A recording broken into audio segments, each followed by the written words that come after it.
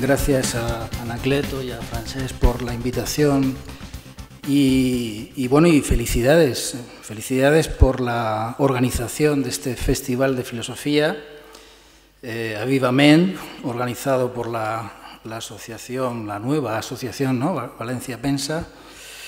Creo que es una iniciativa muy importante y muy significativa de sacar la filosofía a la ciudad, al museo, a este museo, al botánico, al teatro, al cine, a las exposiciones, a las librerías, no solamente a los espacios urbanos, sino también contar con otros actores que no sean solamente filósofos, fotógrafos, actores, libreros.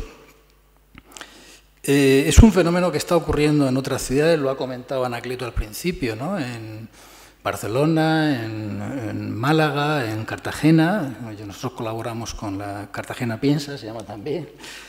En Madrid, por supuesto en Italia, en Francia. Es un fenómeno del que hablaré después muy significativo. Esto de que la filosofía esté saliendo a la calle, saliendo a la ciudad, ¿no? Y bueno, pues para mí es una enorme satisfacción inaugurar este primer festival, Avivament. Le comentaba antes a Sergio, un profesor de aquí de la Facultad de Filosofía, que la primera vez que vine a Valencia fue invitado por él, precisamente cuando publiqué este libro de Dios al Progreso, hace ya mucho tiempo. Bueno, los organizadores de este festival me pidieron que hablara de la filosofía. Inicialmente la propuesta era el Estatuto Académico de la Filosofía. A mí me parecía un título demasiado restrictivo y les propuse este otro, El lugar de la filosofía en el siglo XXI, que es lo que voy a tratar de hablar esta tarde, ¿no? En realidad, la filosofía a mí me gusta definirla con una expresión de Kant. Los filósofos y las filósofas somos pensadores profesionales. Y cuando digo esto, creo que se puede entender fácilmente. A todos nos gusta cantar, bailar, pasear, pero luego hay pues, cantantes profesionales, bailarines profesionales, corredores profesionales. Bueno, pues también todos los humanos más o menos pensamos, por lo menos a ratos, y lo que ocurre es que luego hay unos cuantos que nos dedicamos a eso de pensar de manera profesional. Y aquí está el problema, en que una actividad que se supone que es común a los seres humanos, más aún que parece distintiva de los seres humanos, de hecho nos definimos a nosotros mismos como Homo sapiens, por lo menos desde el Linneo, pero bueno, ya Aristóteles había definido también al animal humano como el ser vivo que piensa, que razona, que habla. Por tanto, no es una cualidad entre otras, se supone que es la cualidad distintiva de los seres humanos, el pensar. Claro, es un poco chocante que vengan unos cuantos individuos a decir que ellos hacen eso de manera profesional, ¿no? Aquí está el problema. Por eso la filosofía, prácticamente desde que aparece en la Grecia antigua, me voy a limitar evidentemente a la tradición occidental, luego si acaso mencionaré esta peculiaridad también de la herencia occidental. Desde que aparece en la Grecia antigua la filosofía, por lo menos la filosofía europea, ha tenido que defenderse ante el tribunal de la ciudad. Aquí se ha mencionado, ¿no?, a Sócrates. Yo mismo, cuando tuve que comparecer el otro día en el Congreso de los Diputados, me sentía un poco ante el tribunal de la ciudad, ¿no?, como ante la obligación nuevamente de tener que defender la filosofía ante la ciudad, acusada, como en la noticia esta del Mundo Today, ¿no?, de corromper a los jóvenes, porque realmente a Sócrates, ¿no?, se le acusaba de corromper a los jóvenes, de desviarlos, distraerlos de sus ocupaciones realmente serias. Parece mentira, pero ¿no?, más de 2 milenios después, tenemos que repetir una y otra vez esta escena.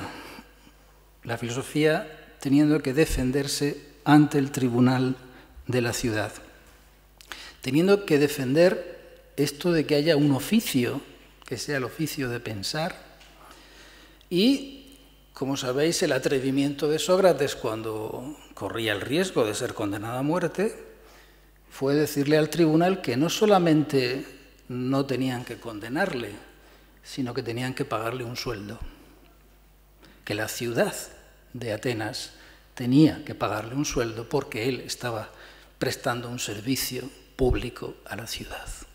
Ese fue su gran atrevimiento. Y aquí hay otro problema de esto que consiste en hacer de la filosofía o del pensar una profesión, y es la ambigüedad entre el profesional de la filosofía que vive de la filosofía, es decir, la filosofía como un medio de vida, y el profesional de la filosofía que la entiende como un modo de vida. También aquí hay una ambigüedad. Cuando defendemos la filosofía que estamos defendiendo, solamente un oficio, una profesión, un medio de vida digno, como cualquier otro, como el panadero o el médico. Estamos también defendiendo un modo de vida. Este problema es consustancial a la propia filosofía, no es coyuntural.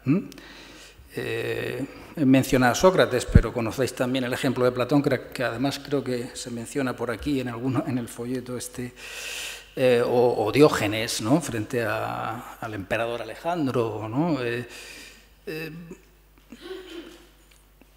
Sócrates se enfrenta a la democracia ateniense, Platón al tirano de Siracusa, Diógenes al emperador Alejandro, ¿no? Los sofistas a los clientes que les pagaban, ¿no?, su sueldo. Es decir, ya en la Grecia clásica prácticamente se daban las distintas modalidades de puesta en cuestión del oficio del filósofo, sea como un oficio en el que se cobra a los clientes, sea como un oficio que se defiende ante la ciudad democrática, sea como un oficio de consejero del tirano, en fin, todas estas versiones, o en el caso de Diógenes, ¿no?, el que está como antisistema o fuera del sistema, o se burla incluso del emperador. Bien, pues la historia de la filosofía en Occidente es un gran legado, una especie de gran biblioteca del pensamiento, de la sabiduría, ¿no? Es inagotable el poder leer, releer a los clásicos del pensamiento occidental. Es un gran legado, y una parte de la labor de la filosofía consiste en que los niños, los jóvenes, conozcan ese legado, ¿no? Es un patrimonio de la humanidad. Y el derecho a la filosofía es en parte el derecho a acceder a ese patrimonio. Pero la tradición filosófica de Occidente también es un gran legado, os decía, pero es también, o contiene, un gran pecado. El pecado de esa tradición filosófica, ¿cuál es? Pues que esos profesionales de la filosofía, por lo menos desde Platón hasta Hegel, es decir, 25 siglos aproximadamente, se atribuyeron una posición en la ciudad, una posición privilegiada. En el librito este del Tierra de Nadie yo la llamo el epistemocentrismo, es decir, la autoafirmación de la filosofía como la ciencia de las ciencias, la ciencia suprema o la ciencia de segundo orden, es decir, la ciencia que debe legislar no solo a las otras ciencias, sino también a todos los campos de la experiencia humana. Es decir, la tradición hegemónica del pensamiento filosófico en Occidente ha sido profundamente epistemocéntrica. Y este es el gran pecado de esa tradición, aparte de otros, ¿no? El que evidentemente la filosofía occidental, además de epistemocéntrica, pues ha sido eurocéntrica, ha sido androcéntrica, etcétera, ¿no? Tiene toda una serie ha tenido una serie de limitaciones, pero es solamente a partir del siglo XIX, podemos poner a Hegel, digamos, como final de una época, es después de Hegel cuando realmente esa gran tradición de la filosofía occidental entra en crisis. Entonces se produce una especie de fragmentación del pensamiento filosófico en varias direcciones. Una de ellas la podemos representar o encarnar en la figura de Marx. Marx, discípulo de Hegel, se vuelve contra Hegel, contra el idealismo hegeliano, y dice, no, hay que sacar la filosofía de la academia, esa academia que ha venido desde Platón hasta Hegel. Hay que sacarla de la academia. ¿Y a dónde hay que llevarla? A las fábricas, a los talleres, a los campos. La filosofía tiene que vincularse con las condiciones materiales de la vida de la gente. Tiene que aliarse con la revolución social, ¿no? Tiene que convertirse en praxis política. Recordáis la famosa tesis 11, ¿no? La de las tesis de Feuerbach, cuando Marx dice: los filósofos hasta ahora se han dedicado a interpretar el mundo, lo que tienen que hacer es transformarlo. Es decir, frente a la impotencia de la filosofía académica, el poder de la práctica política revolucionaria. Bueno, pues de ahí arranca toda una tradición de la filosofía contemporánea que se prolonga a lo largo del siglo XX en los diversos marxismos, socialismos, la Escuela de Frankfurt, etc., que consiste en entender la filosofía fundamentalmente como teoría crítica de la sociedad, ¿no? Es decir, fundamentalmente como una práctica política de transformación social. Paralelamente, otro crítico de Comte de Hegel va a ser Comte, que también critica la filosofía académica heredada de la larga tradición que venía de Platón, pero la propuesta de Comte es muy diferente. Comte dice, el filósofo no tiene que convertirse en un revolucionario, tiene que convertirse en un científico, tiene que aprender de los científicos, tiene que ir a los laboratorios. Allí es donde realmente se practica la ciencia, el conocimiento empírico del mundo. Por tanto, la filosofía tiene que convertirse en epistemología, filosofía de la ciencia, es decir, digamos, en un saber auxiliar con respecto al verdadero saber, que es el saber científico o tecnocientífico. Y de ahí también arranca toda una tradición de la filosofía contemporánea, que entiende que la única vía o la única salida, la única supervivencia posible para el pensamiento filosófico es el de convertirse de algún modo en auxiliar del conocimiento científico. Bien, una tercera vía, una tercera línea también anti-hegeliana, podemos personificarla en Nietzsche.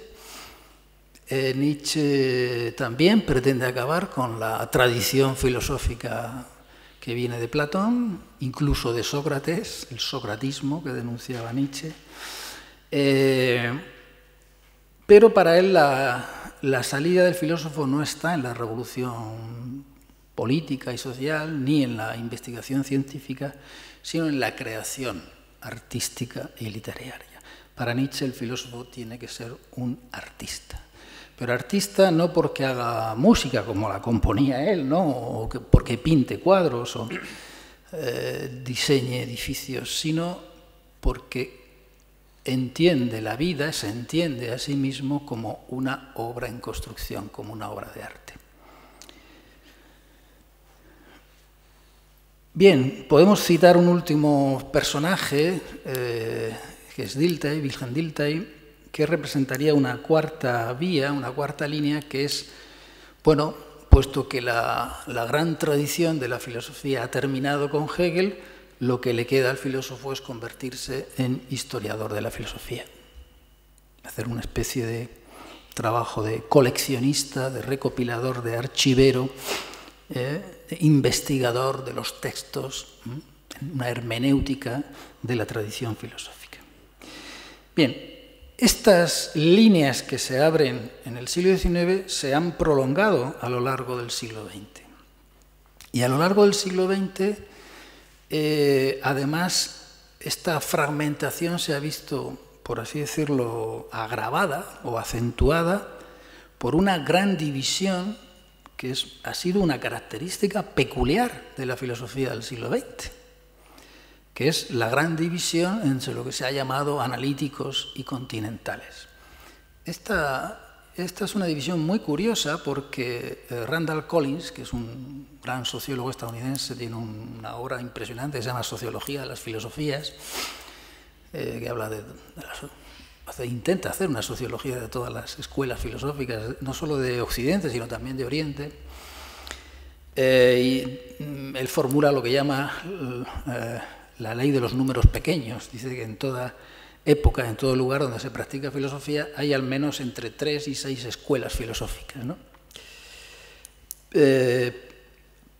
Aristotélicos, platónicos, estoicos, epicúreos, etc. Bien, lo que ocurre con esto de los analíticos y los continentales es que no son propiamente dos escuelas que discutan entre sí, no, son como dos universos paralelos que no discuten entre sí, que se ignoran, que se desprecian. Esto ha sido una peculiaridad de la filosofía del siglo XX, porque cada uno de esos universos paralelos tenía sus propias escuelas.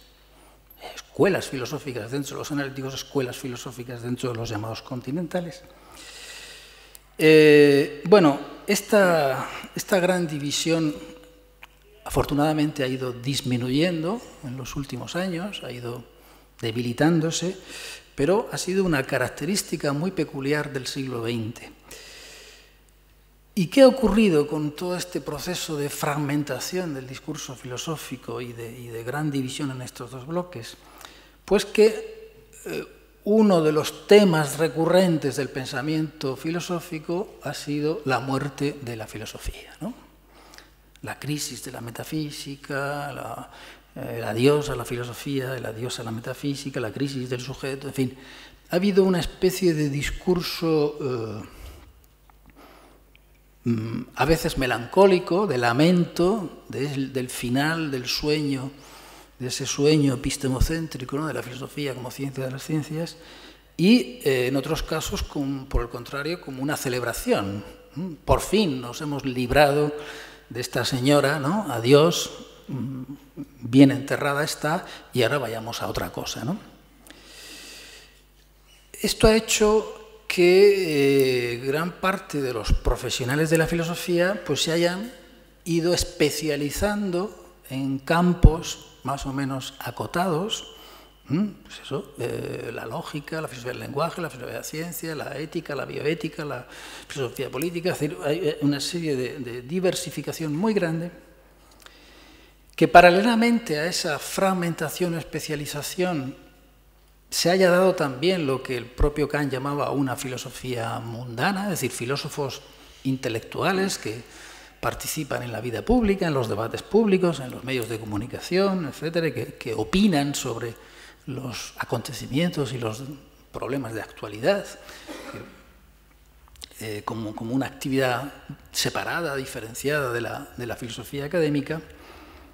Y en los últimos años también ha surgido, y esto también es muy interesante, la reivindicación de la filosofía como práctica social, como modo de vida, justamente frente a esa tradición de la filosofía académica.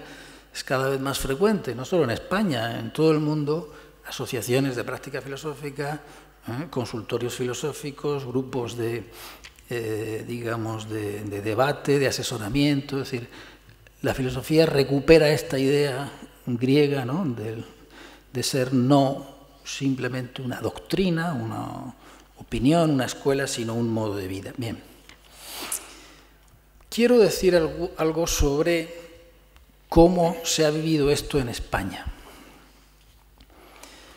En España hemos tenido siempre, bueno, siempre, por lo menos en la segunda mitad del siglo XX, ¿no?, un cierto complejo de que España no era un país filosófico, ¿no? Francia, Alemania, Inglaterra, incluso Italia, bueno, pues se supone que tenían sus filósofos, sus grandes filósofos, y parece que la filosofía española era menor con respecto a las grandes filosofías de Europa o del mundo angloamericano. Sin embargo, para no remontarme muy atrás, en el último siglo, bueno, pues hubo finales del siglo XIX, ¿no?, la crisis del 98 hasta el comienzo de la Guerra Civil, en ese primer tercio del siglo XX, hubo una eclosión cultural y filosófica en España muy importante, ¿no? Eugenio d'Ors, Unamuno, Ortega, en fin, hay toda una filosofía española muy importante y además, digamos, en diálogo con las grandes corrientes de la filosofía europea. Es cierto que luego, en la parte central del siglo, es decir, la Guerra Civil y el franquismo, suponen una fractura muy importante, provocan el exilio, la muerte, la purga, la depuración de muchísimos maestros, profesores, filósofos, intelectuales, y eso evidentemente es una herida que todavía, digamos, sigue viva en España. Y a partir de los años 60, ya al final del franquismo, se inicia una recuperación o una renovación del pensamiento filosófico. Curiosamente, una de las instituciones que apareció entonces, que fueron los congresos de filósofos jóvenes, que ahora se llaman congresos de filosofía joven, yo creo que es la institución filosófica que ha pervivido desde los años 60 hasta hoy. Se celebra todos los años, bueno, se ha celebrado aquí en Valencia, ¿no?, el último se ha hecho aquí, el próximo se va a hacer en Murcia, sin ninguna institución detrás, sin ninguna asociación. Es decir, cada año los jóvenes que organizan estos congresos deciden la sede, el tema del año siguiente. Bueno, pues esos congresos fueron el lugar, por lo menos cuando yo era estudiante, en donde comenzó a renacer la filosofía española en esos años, finales del franquismo. Durante el periodo democrático hubo una gran eclosión de centros de secundaria, de universidades, de facultades de filosofía, digamos, como en otros muchos ámbitos, pues la democracia española hizo posible, digamos, un gran desarrollo, digamos, de las instituciones educativas, culturales, etc. Hasta comienzos del siglo XXI. Podemos poner la fecha de 2008, ¿no?, como el inicio de la crisis, que no solo fue económica, como sabéis, sino también política, cultural, etc., ¿no? La crisis de ese ciclo de la democracia española, de los 30 años desde el 78. A partir de 2008, como sabéis, se inicia una crisis no solo por los recortes económicos, recortes en educación, sino también de la propia comunidad filosófica española, que de pronto toda una generación de filósofos españoles que habían protagonizado el último tercio del siglo XX, pues o van muriendo, o se jubilan, o digamos salen de la escena pública, ¿no? Y se produce ahí también una crisis muy importante. Bien, pues en esos años de la democracia ocurrió una cosa importante, y es que se aprobó una ley en el año 83, la Ley de Reforma Universitaria, fue la Ley Universitaria de la Democracia, con el primer gobierno de Felipe González, donde estaba Maravall de ministro, y esa ley creó las áreas de conocimiento.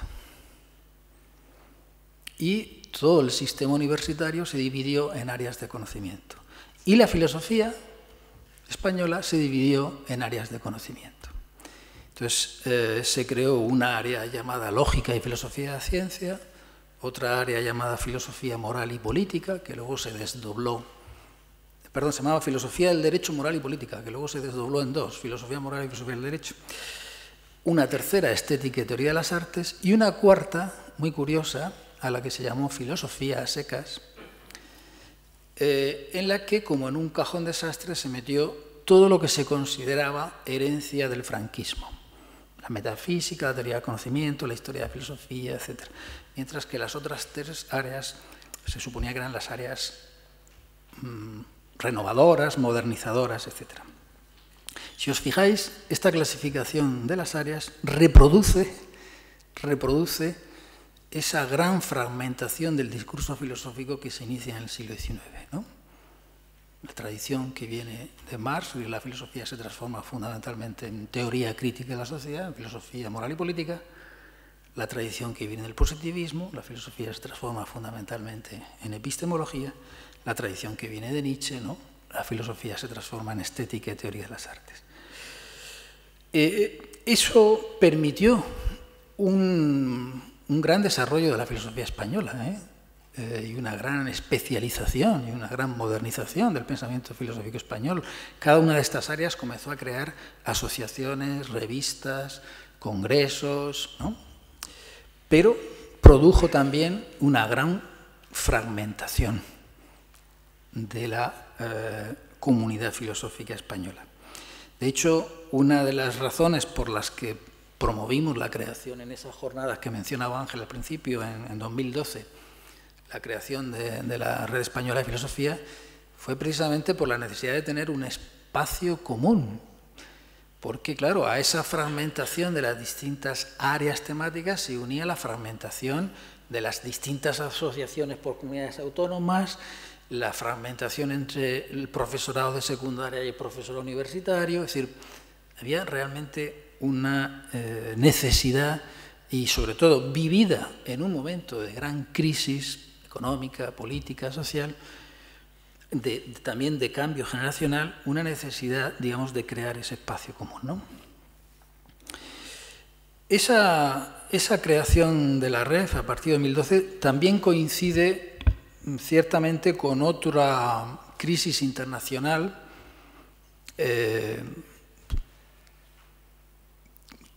que se inicia, digamos, Martha Nussbaum, sabéis que tiene un libro que se llama Sin fines de lucro, ¿por qué las humanidades son importantes para las democracias?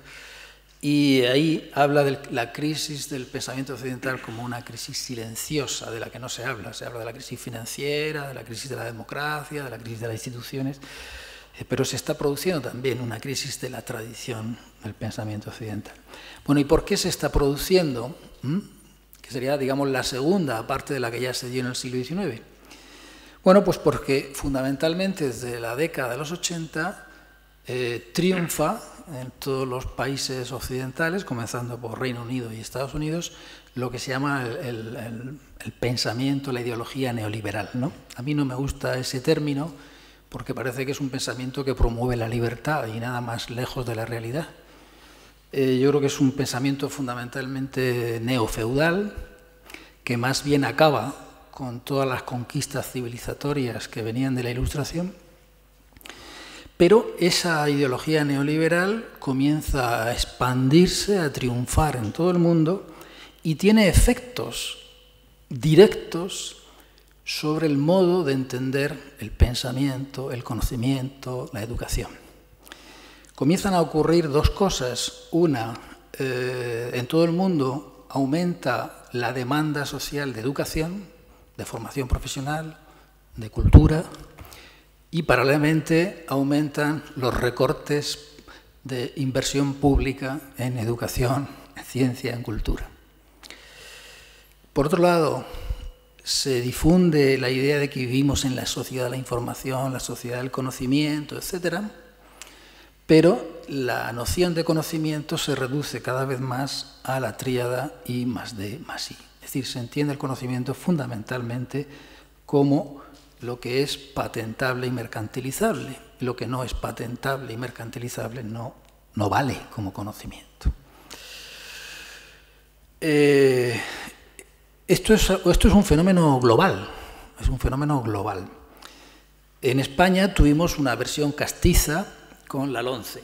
¿no? La LOMCE en realidad es un híbrido, una quimera, un monstruo con partes, o sea, que une, como la quimera, ¿no?, de los griegos, une partes de distintos animales.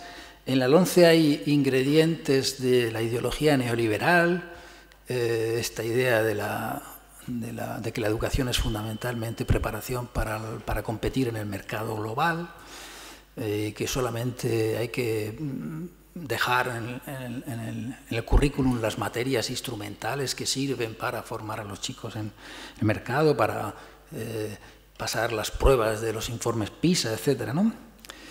Incluso en el currículum de filosofía de primero de bachillerato, como sabéis, se introduce un tema que es la creación de empresas. Resulta que en la asignatura de filosofía la finalidad es formar a los chicos en la creación de empresas.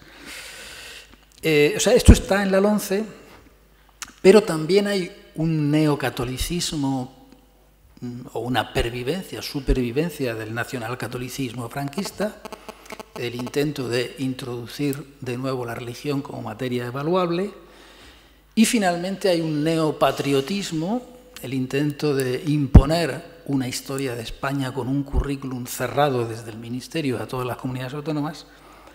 Este es el híbrido de la LOMCE, y este híbrido es el que ha hecho que filosofía pierda la ética y la historia de la filosofía, porque no sé si conocéis un poco el detalle de cómo se gestó esta ley, pero básicamente la ética desaparece precisamente para poder potenciar la religión, se convierte en alternativa a la religión, y la historia de la filosofía desaparece para potenciar la historia de España.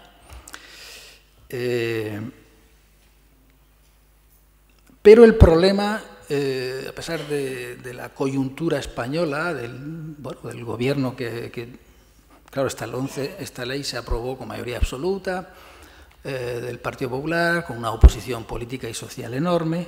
Ahora la coyuntura política ha cambiado y el Partido Popular está dispuesto a negociar una nueva ley, etc.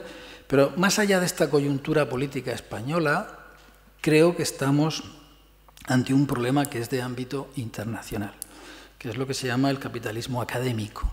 El capitalismo académico está transformando todas las instituciones educativas, desde la primaria hasta la universidad, hasta la investigación. La investigación científica cada vez más está perdiendo su peso en lo que es la financiación pública y está dependiendo cada vez más de la financiación privada, de grandes compañías, de grandes empresas, lo que se llama la ciencia posacadémica.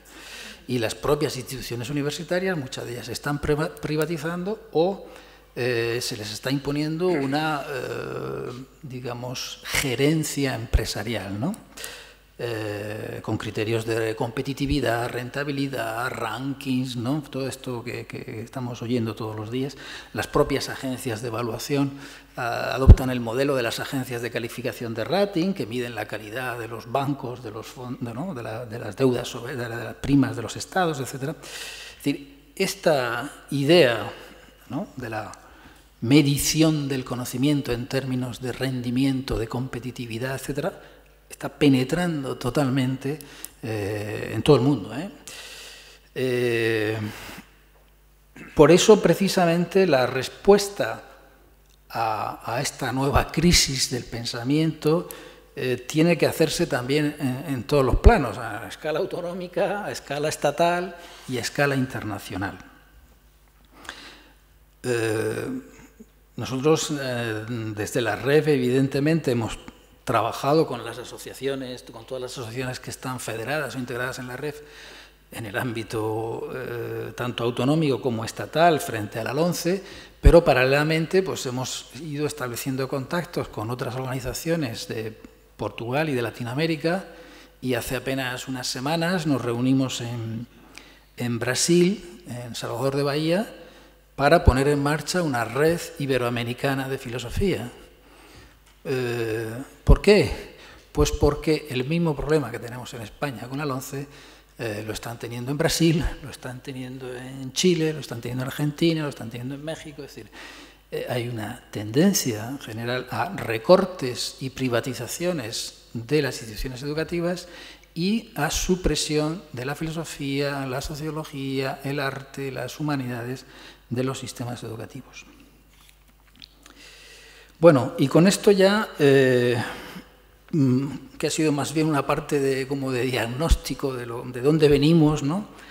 Me gustaría avanzar un poco, puesto que el título de esta charla es La filosofía del siglo XXI, hacia dónde creo yo que deberíamos encaminarnos, ¿no? Y para eso voy a retomar una idea que también he explicado así con más detalle en el librito este de Tierra de Nadie. Y es la idea de que la filosofía, la tarea de la filosofía es construir mapas cosmopoliéticos. Es decir, la filosofía es una cosmopoliética. Cosmos, polis y ethos, como sabéis, son los tres términos con los que los griegos nombraban el mundo, la comunidad política y la subjetividad ética. En realidad, todos los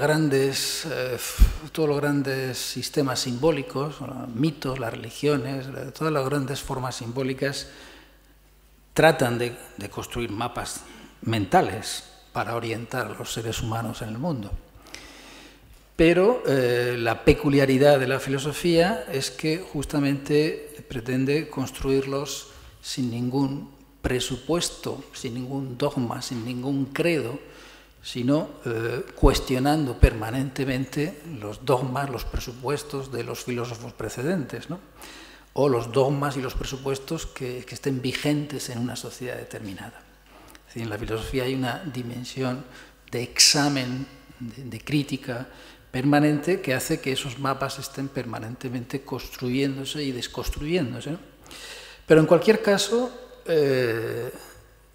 la filosofía, la utilidad de la filosofía es construir mapas para orientarnos en el mundo.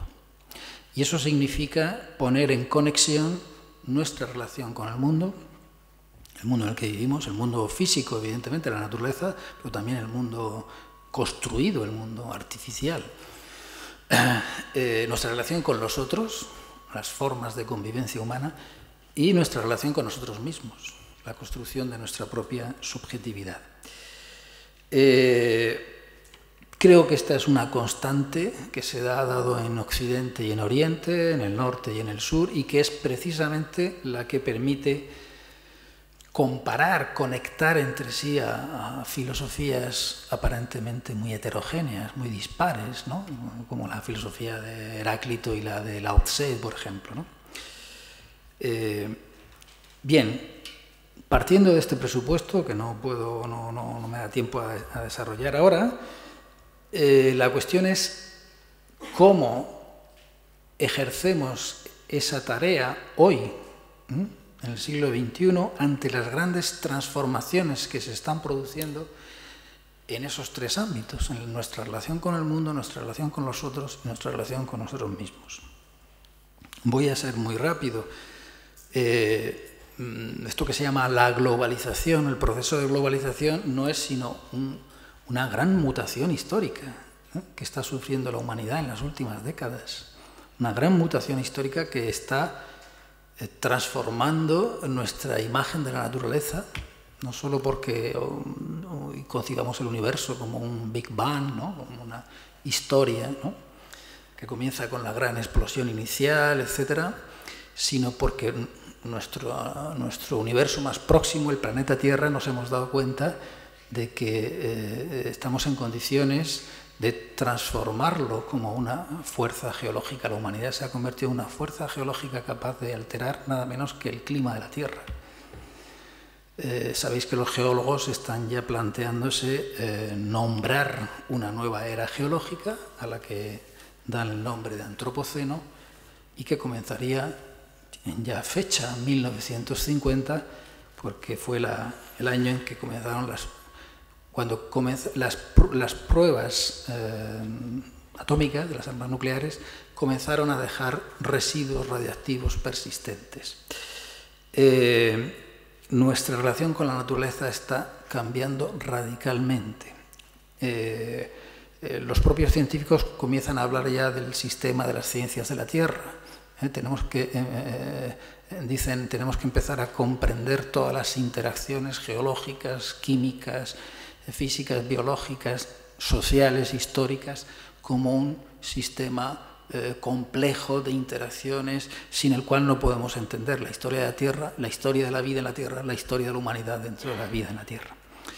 Bien, en segundo lugar, está cambiando evidentemente la relación entre las comunidades humanas.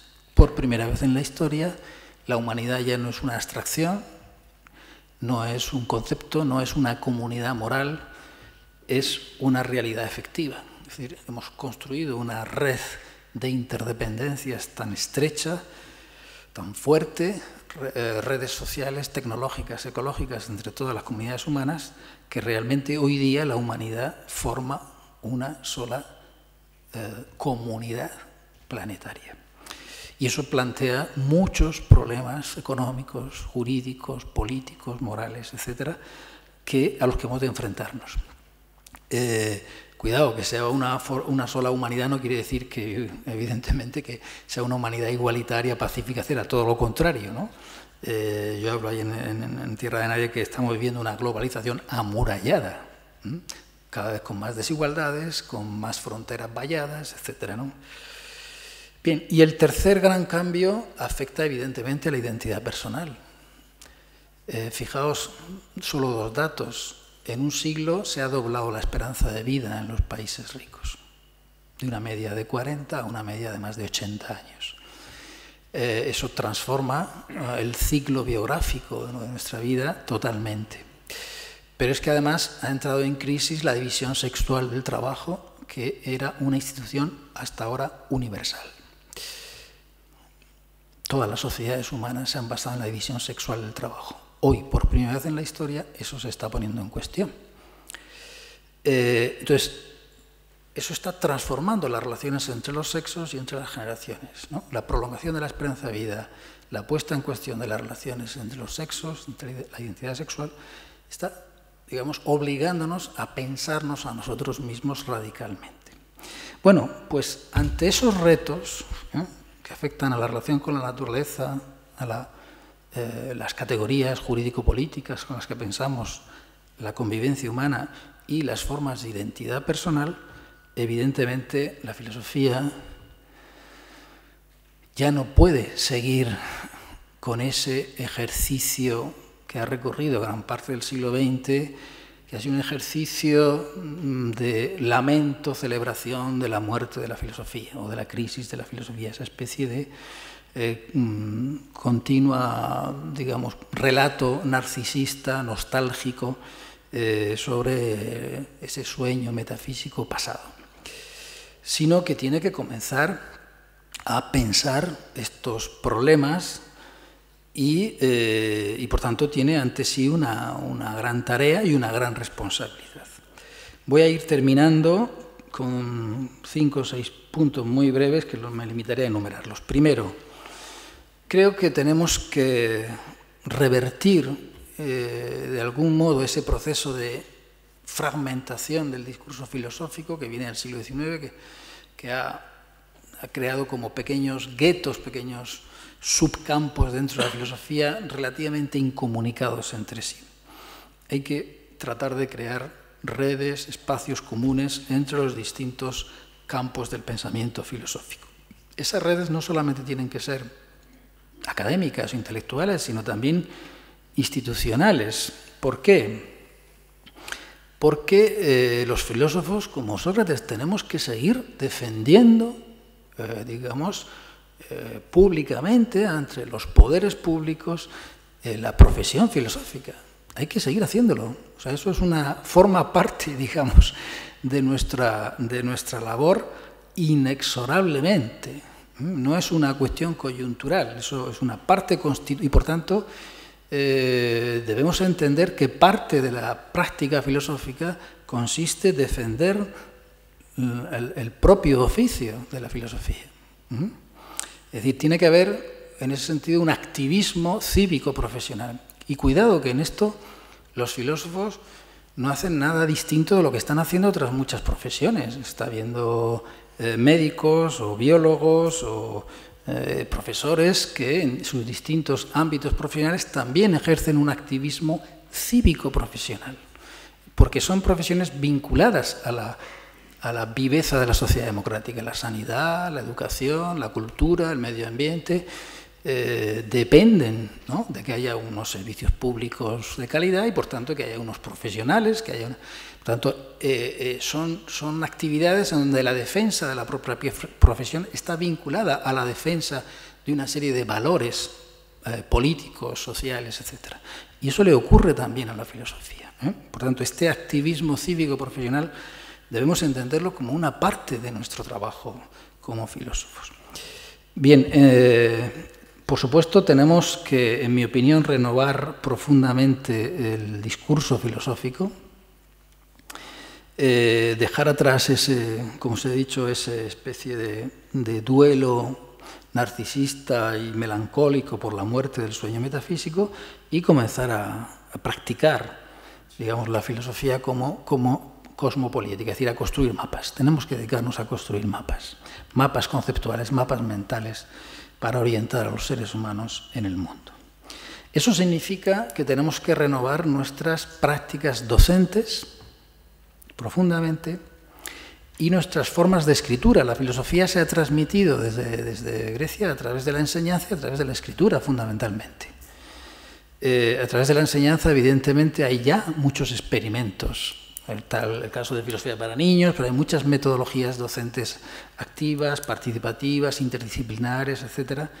Y en el caso de la escritura estamos sufriendo, sobre todo en el mundo universitario, lo que se llama la dictadura del paper, ¿no?, del artículo científico, del artículo académico. Es un verdadero empobrecimiento del pensamiento filosófico, es un verdadero mecanismo de censura del pensamiento, porque la filosofía históricamente ha cultivado todos los géneros literarios: la poesía, el diálogo, la carta, el ensayo, el tratado, ¿no? No hay prácticamente género literario que no haya sido cultivado por los filósofos, ¿no? Es decir, es inherente al pensamiento libre la experimentación literaria. Entonces, estamos sufriendo en ese sentido un empobrecimiento brutal del discurso filosófico con este imperativo del paper que viene derivado, como decíamos antes, del capitalismo académico, ¿no? Y por último, y con esto ya acabo, yo creo que tenemos que reivindicar la filosofía como tierra de nadie en un sentido que explicaré muy brevemente.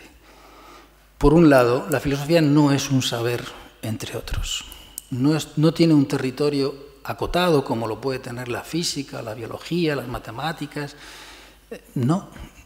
Y esto, que parece una debilidad, una pobreza, una indigencia, es precisamente la virtud de la filosofía, que somos migrantes, somos sin papeles, transitamos de un territorio a otro y precisamente por eso podemos conectar unos territorios con otros. Precisamente por eso podemos construir una lengua franca que permita comunicarse a los distintos saberes entre sí, a los distintos campos de la experiencia entre sí. Nuestra pobreza es a la vez nuestra riqueza. La filosofía es tierra de nadie en ese sentido, en que no tiene un territorio propio, sino que es lugar de contacto, de transición y de transacción entre los distintos saberes. Y necesitamos de ese espacio de transacción, justamente para contar con una lengua franca, una posibilidad de comunicación, de comprensión, de entendimiento. Y la filosofía es tierra de nadie también en un segundo sentido, en que no tiene dueño. No se compra ni se vende, cualquiera puede acceder a ella. Todo el mundo, todo ser humano tiene derecho a la filosofía. Tiene derecho a acceder a la filosofía, a practicarla, a ser formado en ella y, por tanto, debería, digamos, en ese sentido, ser reivindicada. Y así lo dice la UNESCO, cuidado, como un derecho humano universal. El derecho a acceder a la rica tradición del pensamiento filosófico. Bueno, y con esto termino.